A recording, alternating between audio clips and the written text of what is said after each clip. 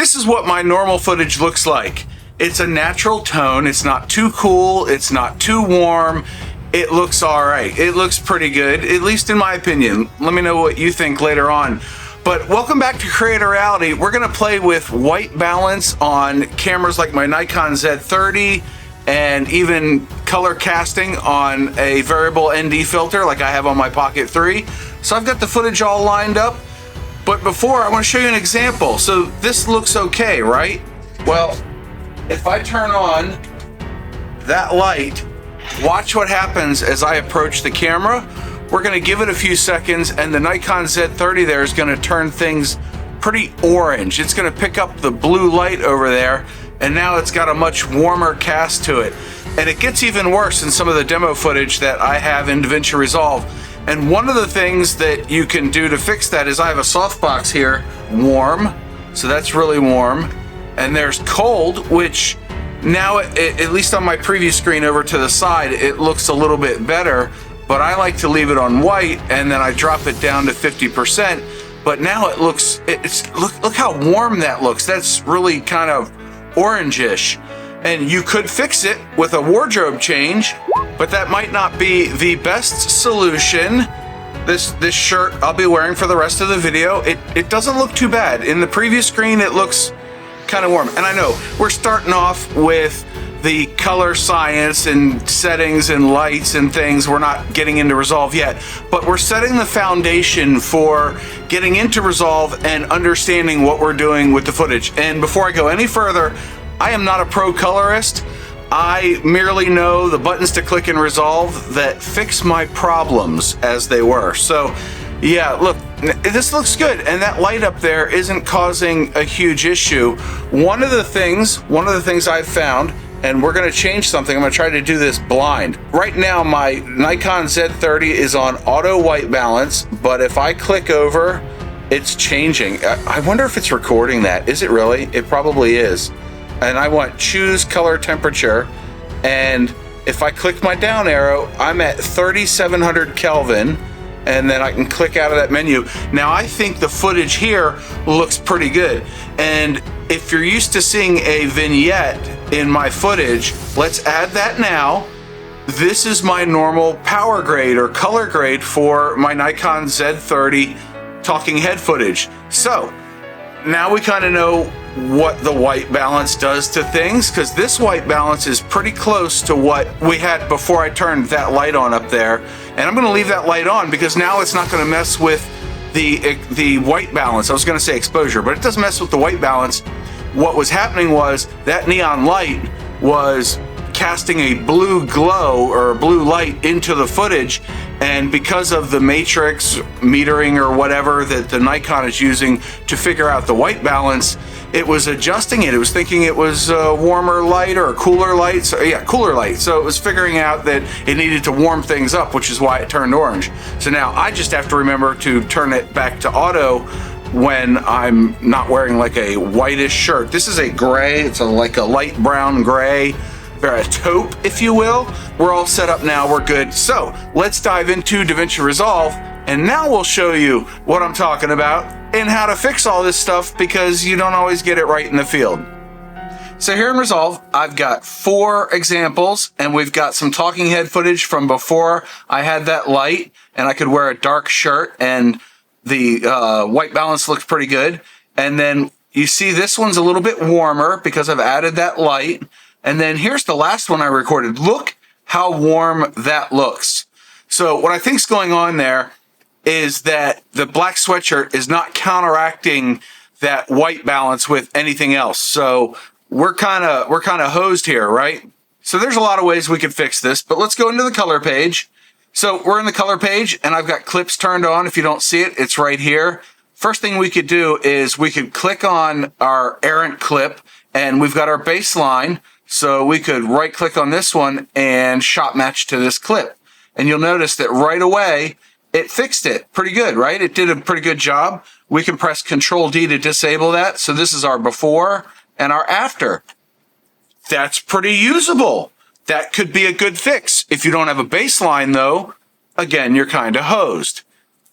If I right click and reset node, I can grab this right here, which is our auto white balance, and you click on it and it gives you this eyedropper, and we can find something white. We know that's white, but that probably has a blue tinge to it. What I'm looking for is down here in our scopes. Right now it looks nothing going on, but when I'm hovering over the frame, you can see that circle is moving around. And if it's pure white, it'll be dead center. That is where white is on that scope. Now, if you're looking at vector scope and you don't see it, I'll click and we can drop down. Sometimes you'll see a parade or you'll see waveforms, but we want the vector scope. And I've got this line here. So we're going to click on our slider button, and we want to make sure that show skin tone indicator is enabled. That shows you this line right here. So again, if I go click on my white balance button and I come over here, you can see that that's pretty close right there on that pixel. But I also have this white pixel here, and we don't want to go off the light because the light, as you can see, is a little bit to the left. So if I use my mouse wheel to zoom in to make sure we get a white pixel, and then I can push down on the mouse wheel to drag, we can make sure we pick a white pixel, and you'll notice it's a little bit left of center. Let's go over here. That's a little bit left of center. We can click on it. And now things got a little bit whiter. So now my highlighter here, my eyedropper shows dead white. And you'll notice that we have an adjustment here. This has changed the temp and tint. Now look, I know there's probably a pro colorist out there in the crowd who is going to keyboard commando me to death. I get it. This is a quick hack. It's probably not the best way to do it, but it works. And if it works, is it really wrong? I'm going to stand on that hill and look at the view. Anyway, the temp is minus 493.4. And if you see these color bars underneath temp and tint, if you drag them back and forth, you'll go, if you drag to the left to the minus on temp, you'll go more blue, and you'll go more orange if you drag to the right to the positive. On tint, if you drag to the left, you'll get more green, and on to the right, you'll get more magenta. That'll come in handy with the Pocket 3 footage. So I'm going to press Z on my keyboard, and now I have zoomed back out to fit, and this is okay. It looks all right, but I want to reset the node grade. It's really warm. You can literally, if it's too warm like that, like it's really warm, right? I'm at plus 890. We can just drag it down until it looks pretty good. That's a little cool. That's about right. And we're at minus 900. If I control F to go full screen, this looks pretty realistic. But we can also play with the tint a little bit. If I go to the left, it's way more green. If I go to the right, it's way more magenta. Double click on the tint word or temp word to reset those, but you can play with them one by one. So full green, full magenta.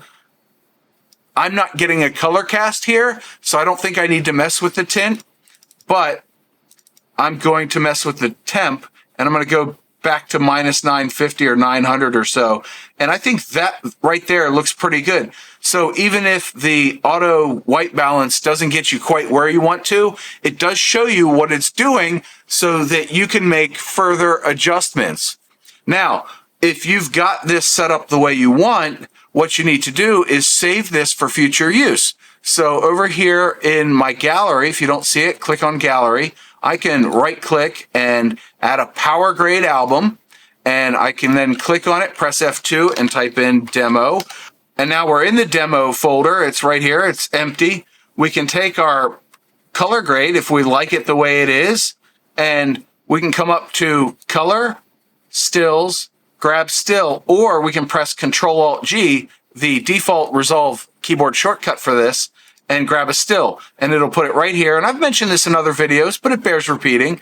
So now we have this color grade in this still, and if you click right under the numbers, you can type in whatever you want to call it. So demo tint minus 900, for instance. There it is.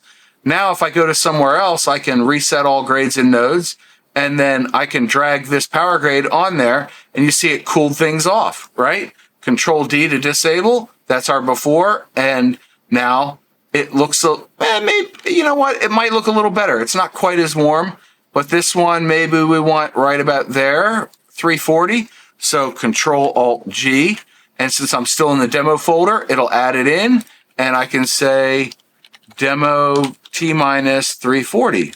There. And now I've created 2 power grades that for different scenarios I could use.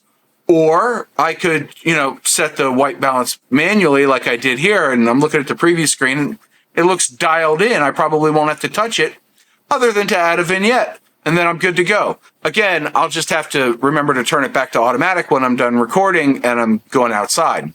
But now I can come to other footage and I can drag these on. It didn't do much there. It cooled that off too much. Right click, reset all nodes and grades. That's our baseline. But then the really warm one, we can just boop, drag it on. Or if we want it a little bit warmer, we can drag it there. And this way you can reuse all these things. It's pretty wild. So let's go look at the Pocket 3 footage, because I think it will be a little bit more eye-opening and the white balance tool doesn't really work for it. So if I grab my white balance tool and I come up to something I know is white, let's zoom in with our mouse wheel. We'll find the white and then we'll click on the white and boom. You'll notice that changed things a little bit. Now as I hover over here, my scopes, my vector scope shows this as being white. So if I press Z to zoom to fit, if I click on the node and press Control D to disable it, and we can go back and forth a few times, you'll notice that with this color change, my hat is a little bit more vibrant and the green is a tiny bit less vibrant. And if I Control D to disable that, you can see that the green is very green, the blue is very blue, but the orange hat doesn't really show up well. And now it's a little bit better. So we have a slight tint towards magenta and a slight warming of the footage. That's okay. I've set up bins for all my cameras. Here's what my tint only looks like. Click on the node, Control D. Yeah, it cooled things off quite a bit, didn't it? Well, it didn't actually cool them off. It just went more towards magenta because the ND filter that is on this camera has kind of a green cast to it. So the greens are a little bit too saturated. And by changing that tint instead of the temp, what it's done is it has taken that green cast and reversed it so it's a little bit more natural looking, which I think is a good thing. So what I've noticed is that in certain lighting circumstances, we need a temp adjustment and a tint adjustment to fix the footage. In this case, we don't need them, but let's take a look because I created a power grade for it.